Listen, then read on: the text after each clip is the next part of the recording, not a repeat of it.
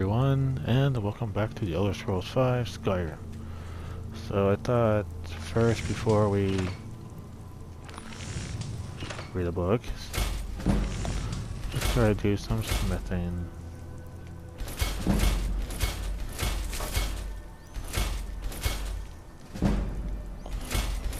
We got a lot of silver.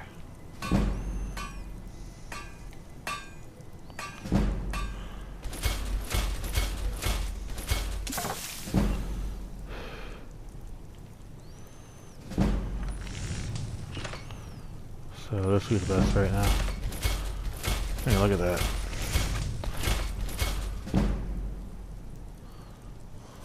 And it would be amethyst.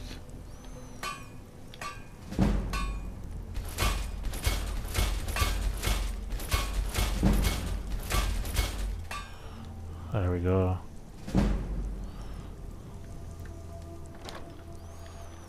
At least we got a few levels off that.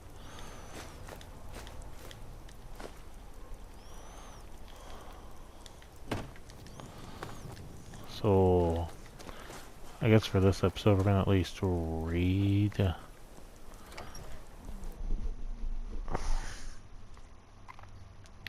I know usually it'd be best to have the book ready, sitting in my chair. I don't have a chair yet, but yeah.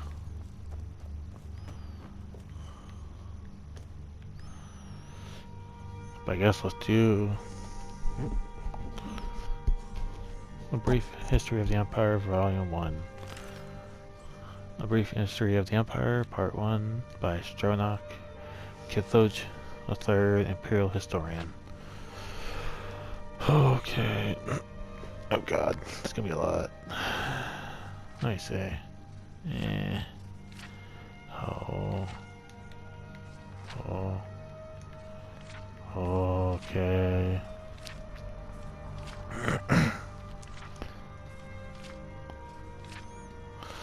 Alright, I know it's a little late too, but whatever. Before the rule of Tiber Septim, all Tamriel was in chaos. The poet Thrasyllus called that the period of continuous unrest, day and nights of blood and venom. The kings were a petty lot of grasping tyrants who fought Tiber's attempt to bring order to the land, but they were disorganized as they were dissolute, and the strong hands of the Septim brought peace forcibly to Tamriel. The year was Second Era 896. The following year, the Emperor was declared the beginning of a new era. Thus began the Third Era, year Ot. Off. Not Ot. Okay, Ot. For 38 years, the Emperor Tiber reigned supreme. It was a lawful, pious, and glorious age. For justice was known to one and all, from serf to sovereign. On Tiber's death, it rained for an entire fortnight, as if the land of Tamriel itself was weeping. The Emperor's grandson, Pelagius, came to the throne, though his reign was short. He was as strong and resolute as his father had been, and Tamriel could have enjoyed a continuation of the Golden Age. Alas, an unknown enemy of the Septim family hired that cursed organization of cutthroats, the Dark Brotherhood, who killed Emperor Pelagius I as he knelt at prayer at the Temple of the One in the Imperial City. Pelagius I's reign lasted less than 3 years. Oh my god. Pelagius had no living children, so the crown imperial passed to his first cousin, the daughter of Tiber's brother, Agnorath Kintira, Queen of Silvernar. Former Queen of Silvernar, okay. Assumed the throne as Kintira the First. Her reign was blessed with prosperity and good harvest, and she herself with an avid patroness of arts, music, and dance.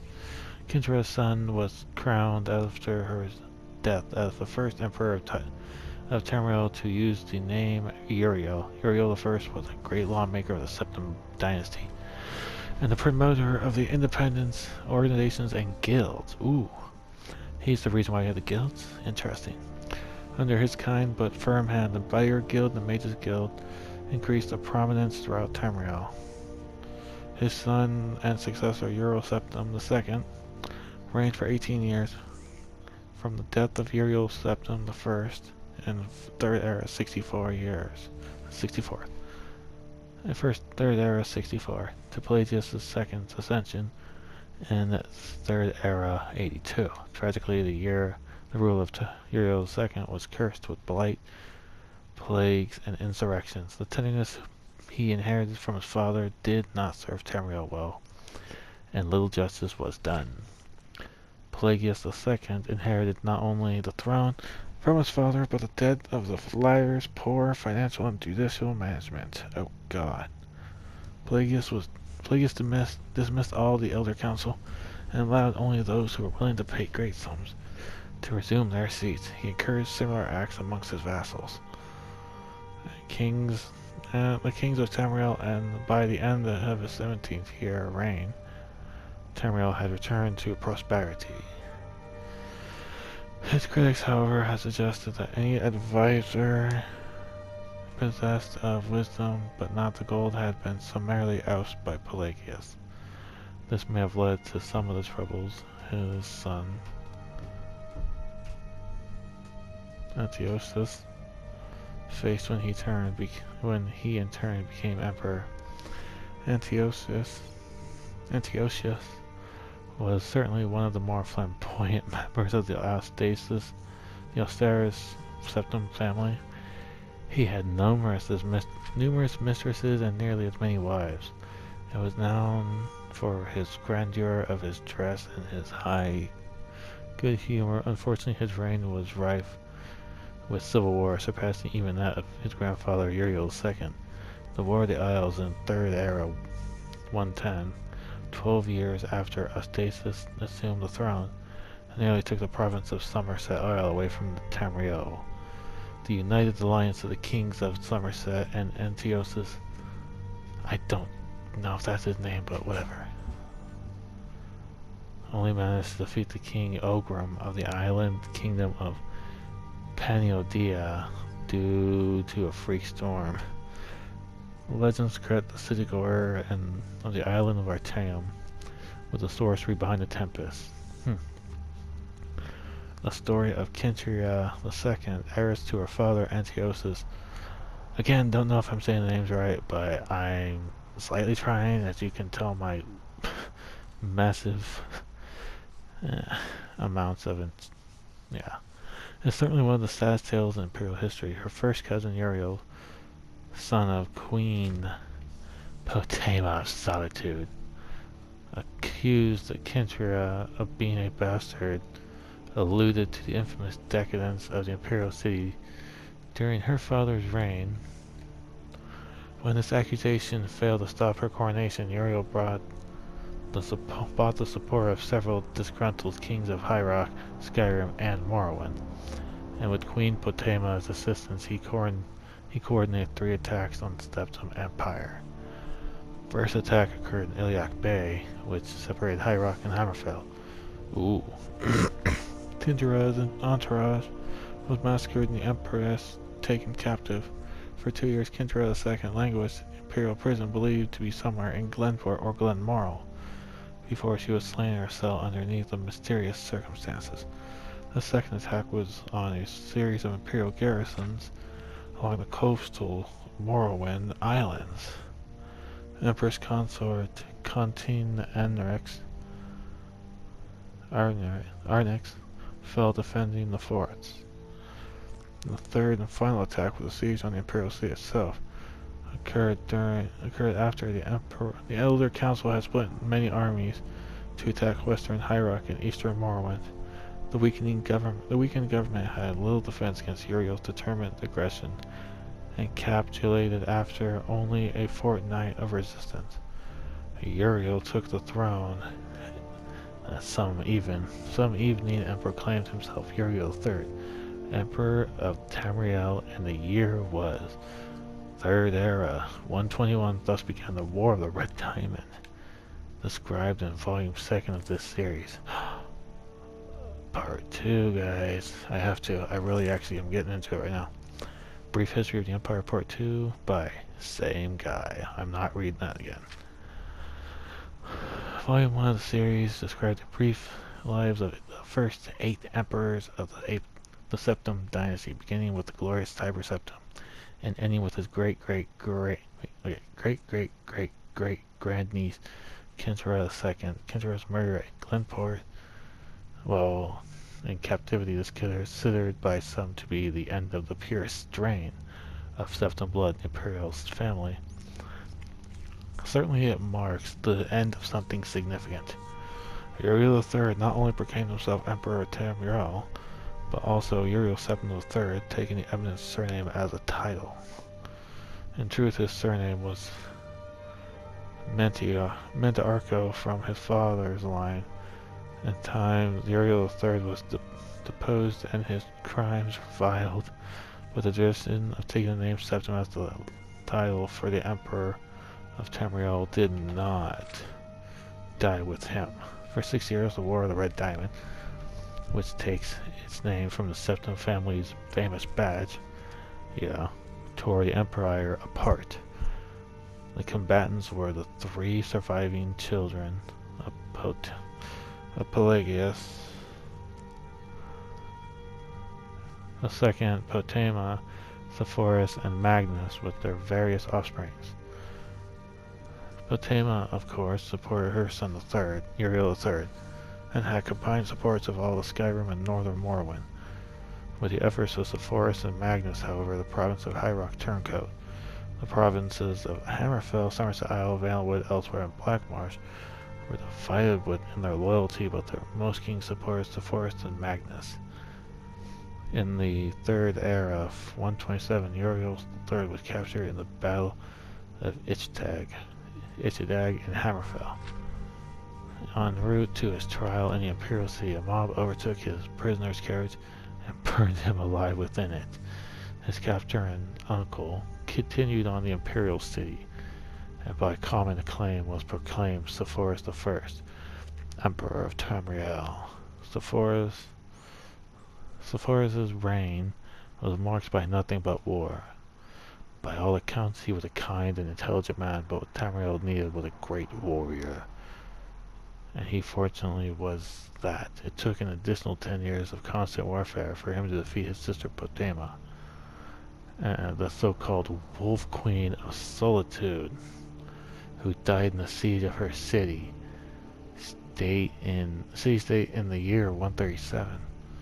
Sepphoris survived, and his sister was only 3 years.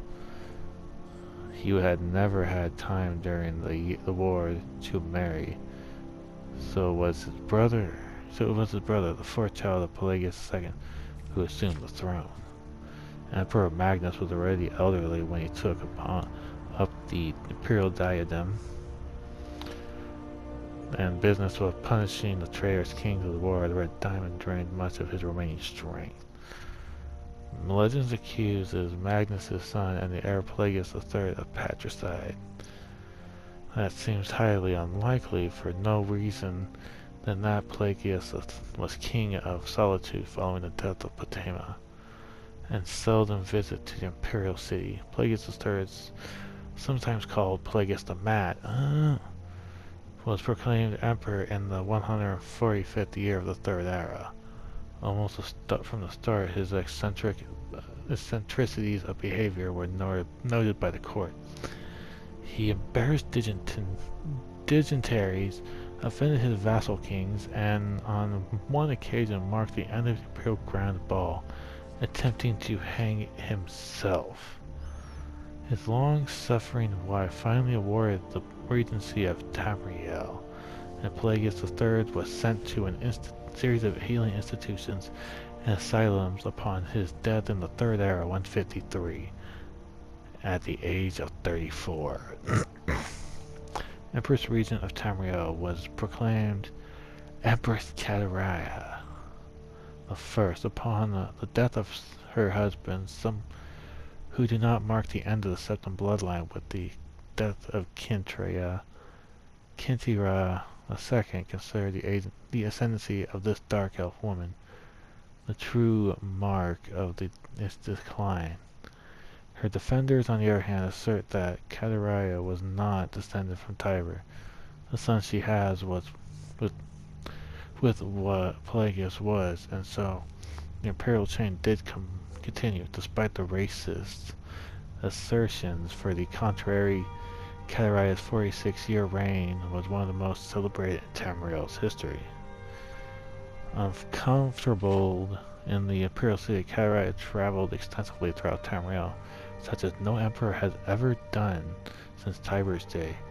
She repaired much of the damage that had previous emperors broken alliances and bungled diplomacies created. The people of Tamriel came to love their empress more than the nobility did. Kataraya's death in a minor skirmish of Black Mars is a favorite subject of the conspiracy-minded historians. The sage Montalius' discovery, for instance, that the disenfranchised branch of the Septim family and their involvement with the skirmish of the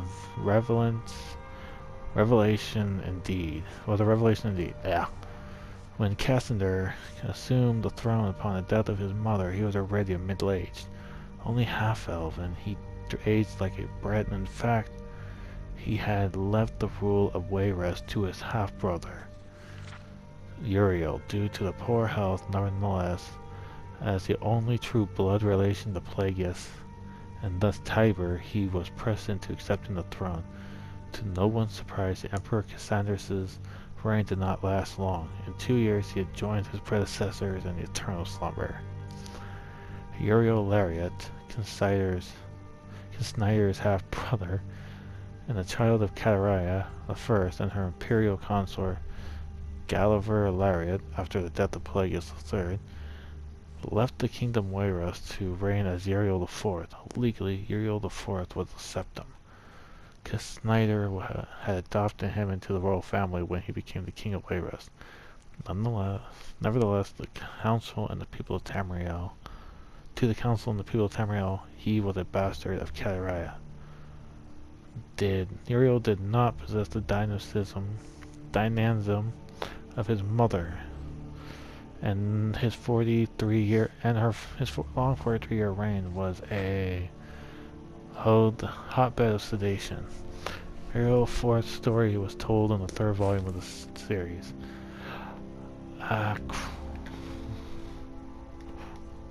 Crap. Oh wait, no, yeah. Let me put that back. Please tell me at least fix this back up. I don't want to pick it up. Oh, thank God. Okay. Alright. A brief history of the Empire, Part 3. The 1st volume of the series told a brief story of the succession of the 8 emperors of the Imperial Dynasty, from the Tiber I to Kataraya II. Kintra II. The 2nd volume described the War of the Red Diamond and the 6 emperors that followed its aftermath from Uriel III to Kisnyder I. At the end of the volume, it was described how Emperor Kisnyder's half-brother Uriel IV assumed the throne of the Empire of Tamriel. It will be recalled that Uriel IV was not a Septim by birth. His mother, though she reigned as an empress for many years, was the dark elf married to the true Septim Emperor Pelagius III. Uriel's father was actually Kataraya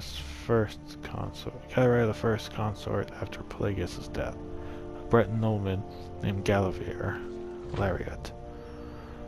Before taking the throne of the empire, Kisnyder I had ruled the kingdom of Wayrest, but poor health had forced him to retire. Kisnyder had no children, so he legally adopted his half-brother Uriel and abdicated the kingdom 7 years later. Kisnyder inherited the empire at the death of his mother. 3 years later, after that, Uriel once again found himself the recipient of Kisnyder's inheritance, being the only blood. Not really. being the only family. Uriel IV's reign was a long and difficult one. Despite being legally adopted member of the Septim bloodline, and despite the Valerius family's high position, indeed, they were a distant cousin of the Septims. Few of the Emperor Council could be persuaded to accept him fully as the blood descendant of Tiber. The Council had assumed much responsibility during Catariah the First's long reign and Caesar the First's short one, and a strong-willed alien monarch like Uriel IV found it impossible to command their unswerving fealty. Time and again, the Council and Emperor were at odds. Time and again, the Council won the battles. Since the day of Plagueis II, Elder Council was consisted on the wealthiest men and women in Tamriel, nor in the Empire. The power they wielded was conclusive. The Council's last victory over the Uriel IV was posthumous. Enderock, Uriel's fourth son, was disinherited by the vote of the Council, and the Council was more closely related to the original Septim line. As proclaimed Sephorius II in the Third Era at 247. For the first 9 years of Sephorius II's reign, those loyal to Enderock battled the Imperial forces. In act against the sage Aranin, called Tiber Septim's heart beating no more. The Council granted Enderock the Hierarch Kingdom of Shorenhelm to end the war, and Enderock's descendants still rule there. By and large, Sephorius II had foes that demanded more of his attention than Enderock. From out of Cimmerian nightmare, in the words of Ederian Uritanen, the man who called himself the Cameron Usurper led an army of Daedra and undead warriors on a rampage through Valenwood, conquering kingdom after kingdom. Few could resist his onslaught. As months turned the bloody month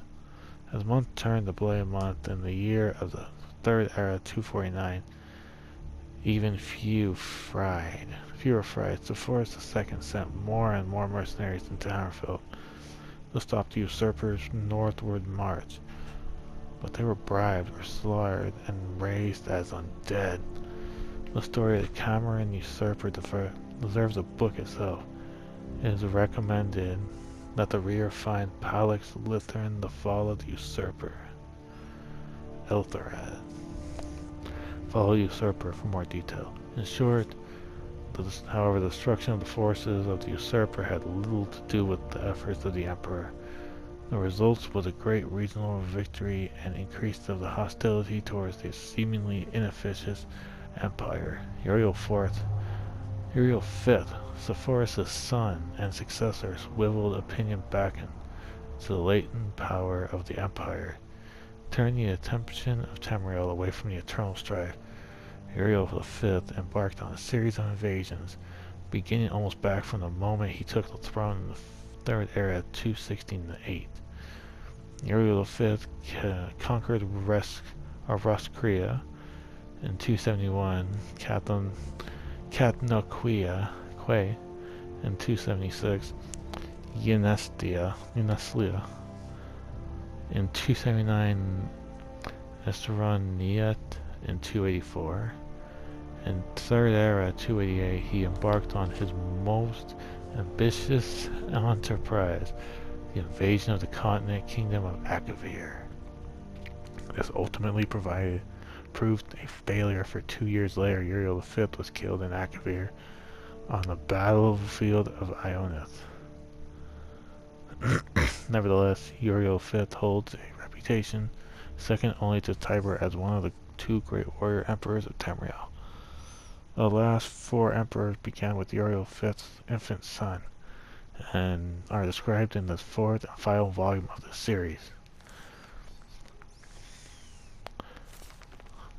Same thing, but part 4. The first book of this series describes, the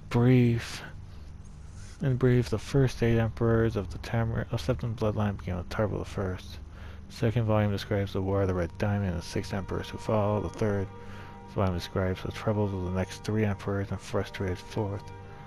The frustrated fourth, the ineffectual, frustrated Uriel fourth, ineffectual Sepphoris II, and heroic Uriel fifth. On Uriel fifth's death across the sea in the distant hostile Akavir, Uriel VI was but 5 years old.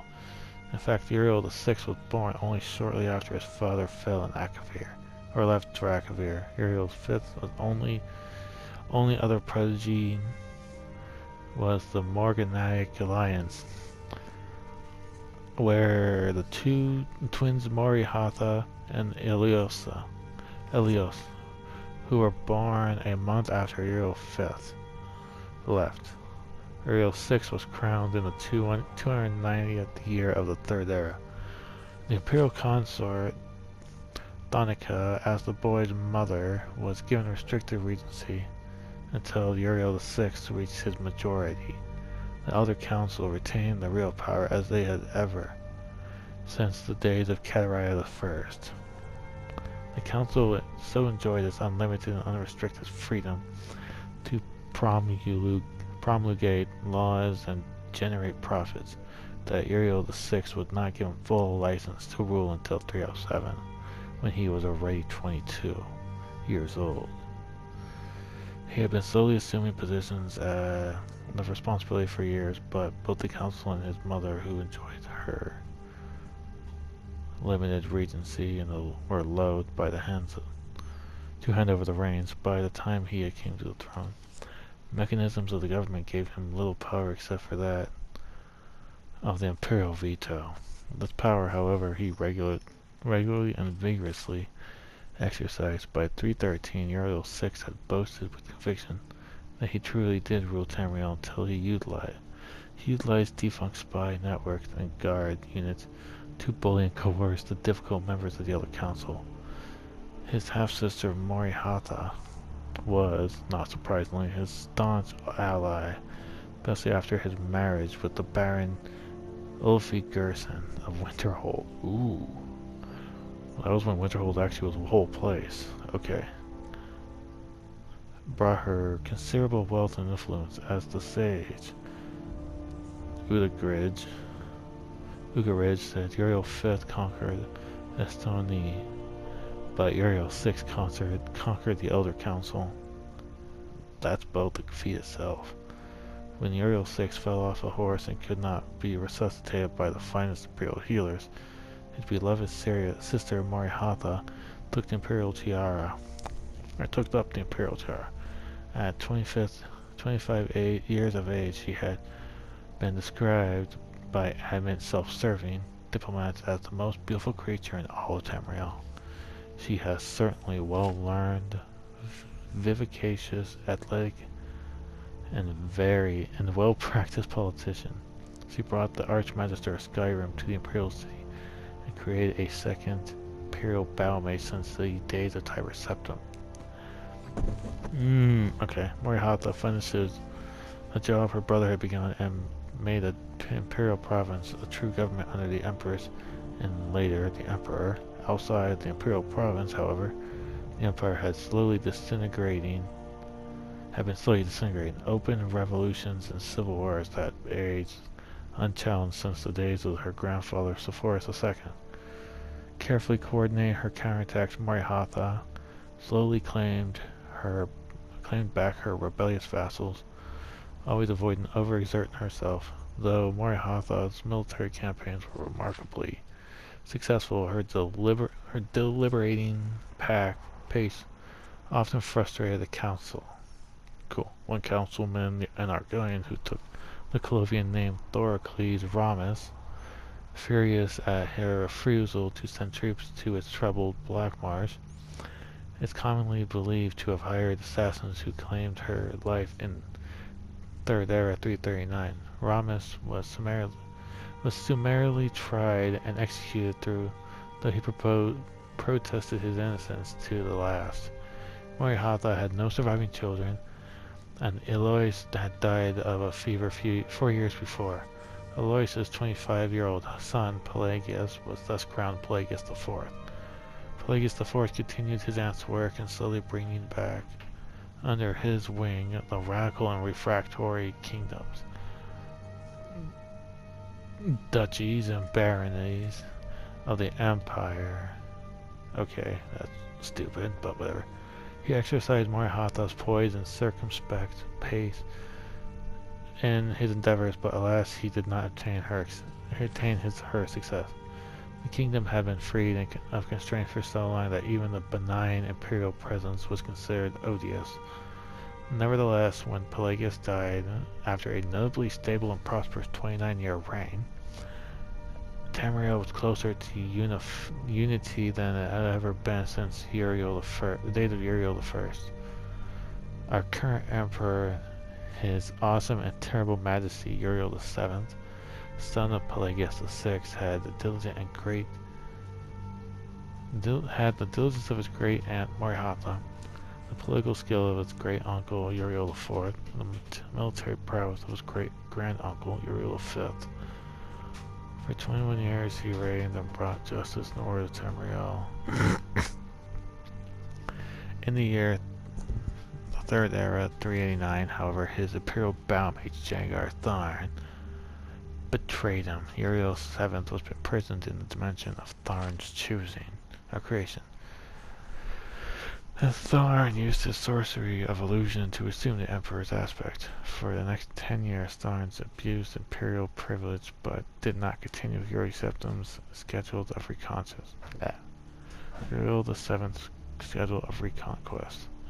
It is not yet entirely known what Tharn's goals and personal accomplishments were during the 10-year, being masqueraded as his liege lord.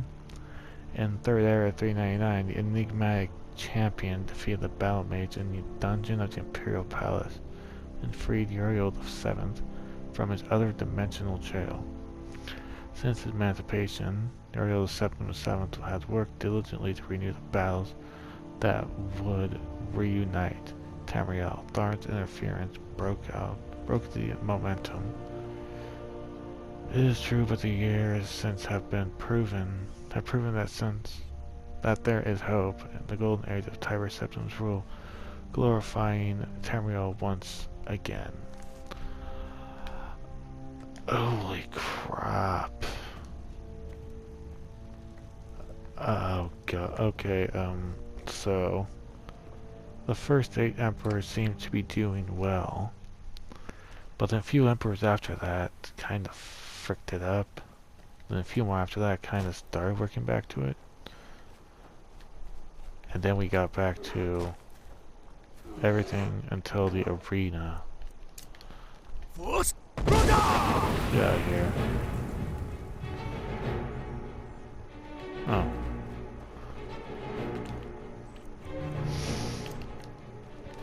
You know what? I just finished reading good books. You get your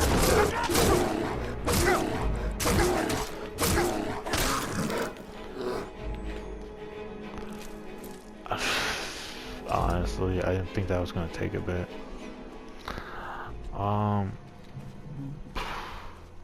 Jesus Christ.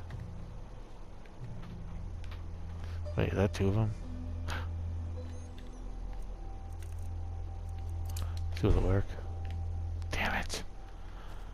Oh no no no no no no no no no no no no. Please don't, please don't, please don't, please don't despawn. There we go. Oh yes. Is it slightly working? Please tell me it's working. Come on, tell me working, tell me working. Yes, yes, yes, yes, yes, yes. Oh. Oh, I can't help it. It looks so pretty. I mean, it's not taking all the clouds away, but there we go. Mundus and no, Mundus we were on. Secunda and what was that? I had both the moons of Tamriel. Oh, this episode's gonna be called The Brief History of the Empire 1 through 4. If you guys like this video, hit that like button, hit that subscribe button, check out my channel 042. next episode, we're gonna go get a new home.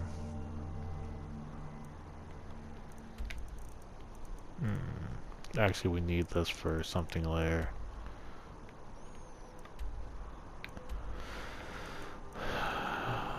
Kind of evolves over here. I guess we'll return that to... I don't know. I don't know if I want to continue that yet. Oh, I'll see you all in the next video. Bye-bye.